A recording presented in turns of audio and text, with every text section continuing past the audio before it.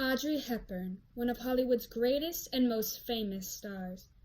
Hepburn is one of the few actresses to win an Emmy, a Tony, a Grammy, an Academy Award, and an Oscar. Born in Belgium in 1929, she became one of the most renowned actresses, singers, and dancers of the 20th century. At age 22, she entered into American productions, starring in the Broadway production of Gigi. She then went on to star in films such as Roman Holiday, Breakfast at Tiffany's, My Fair Lady, and Sabrina. But what about her early years? Hepburn grew up in a pro-fascist family. Her mother was a Dutch noblewoman who published articles supporting the Nationalist Socialist Party. Her father left when she was 10, but had also shown support for Hitler's cause. And then, on May 10, 1940, Hitler's forces invaded the Netherlands.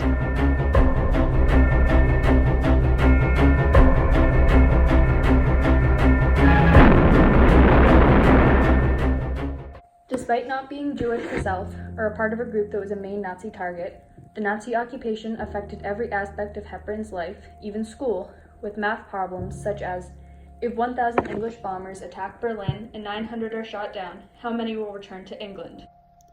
Nazi occupation brought the reality of violence to everyone in Europe, and Audrey Hepburn was no exception. Certain days, certain moments, certain things that happened, I will never forget. I'll never forget just as a child going into our small town near where I live and walking past the big building that, I forget what it had been, but it had become a prison, and hearing the most awful sounds come out of this building. It was then explained to me that it was a prison and that, perhaps people were being tortured. We lived by the day. Then, little by little, yes, there was a knock on the door, and they took my uncle away, who 6 months later was shot, and another uncle too, and my brothers went underground.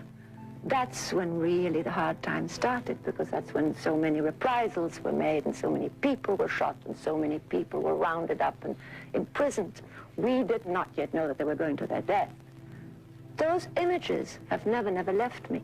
In 1942, her uncle was taken from his home, forced to dig his own grave, tied to a stake, and executed.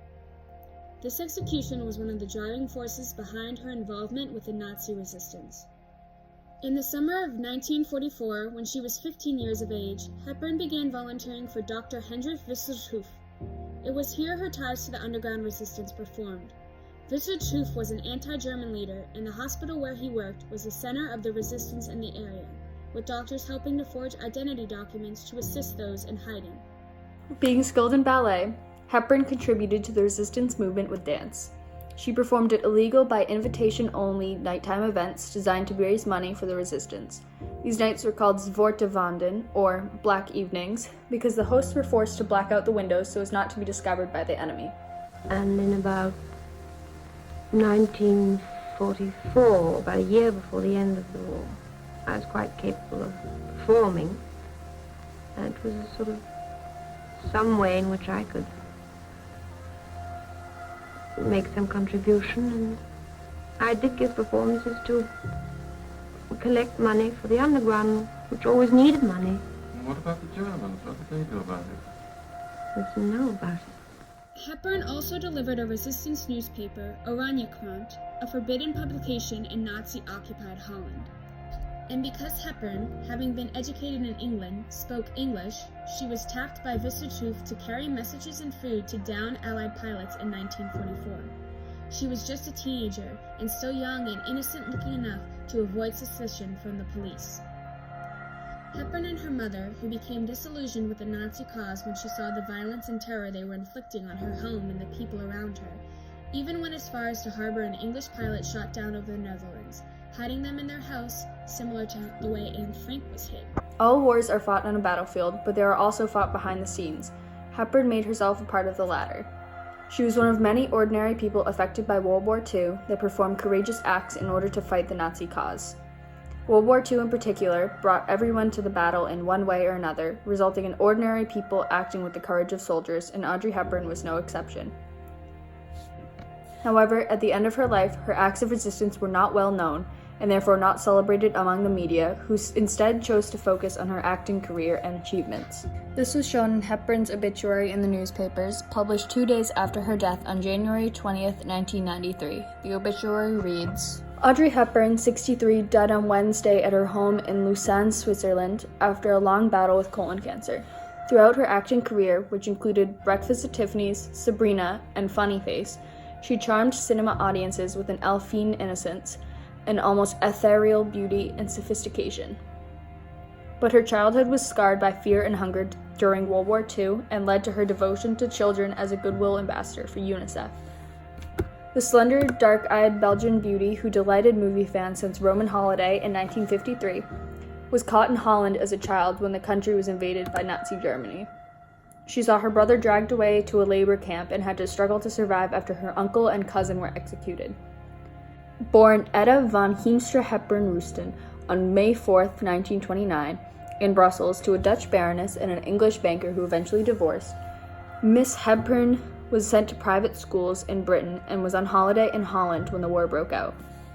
Both mother and daughter suffered the deprivation of the occupation, although Miss Hepburn escaped from Nazi officers who were forcing children to work in their kitchens. She attended school and took ballet classes despite suffering severe malnutrition as the war reached its peak in the Hunger Winter of 1944 to 1945. She also took part in clandestine amateur shows to raise money for the Dutch underground. It was a world with little parallel to her carefree performances in such classics as Roman Holiday, her first major role for which she won an Academy Award, Funny Face, Breakfast at Tiffany's, and My Fair Lady. The obituary then proceeded to delve into Hepburn's acting career, with no more mention of her past or her association with the resistance. The contents of the obituary make it clear that the media wasn't as focused on Hepburn's background as much as her acting, which makes sense considering the extent of her resistance efforts were unknown at the time, and acting was the reason she became famous in the first place. The media was aware that Hepburn suffered during the war under Nazi occupation, as many did, and they were aware that she used her ballet skills to secretly raise money for the resistance, but they were completely unaware of her courageous missions to bring food and messages to Allied soldiers, risking death and capture every time she did. The extent of Hepburn's involvement with the resistance was only truly revealed this year, in 2019, in a book titled Dutch Girl, Audrey Hepburn in World War II by Robert Madsen. Madsen compiled statements from Hepburn's children, as well as official documents that revealed Hepburn and her mother's roles in the resistance. In the book, Hepburn's youngest son, Luca Dotti, stated, "When my mother told us about her life, she never talked about Hollywood or her films. She would tell us stories about the war." It's interesting that Hepburn never shared these same stories with the media, but her war-filled childhood was extremely important to her, and she most likely desired to keep the depths of it away from the prying eyes of the media. After all, it was the press that had shamed her mother for years after discovering early National Socialist articles she had written back when she had supported Hitler. Most likely, Hepburn remained silent about the war and her efforts for the resistance because it was so personal and integral to who she was and who she became. The war was very, very important to her, her son says in Dutch Girl. It made her who she was. Being without food or being fearful for one's own life or bombings or fighting and all of that has made me terribly appreciative, of course, of food, of safety, of liberty. So in that sense, what were bad experiences have become positive in my life.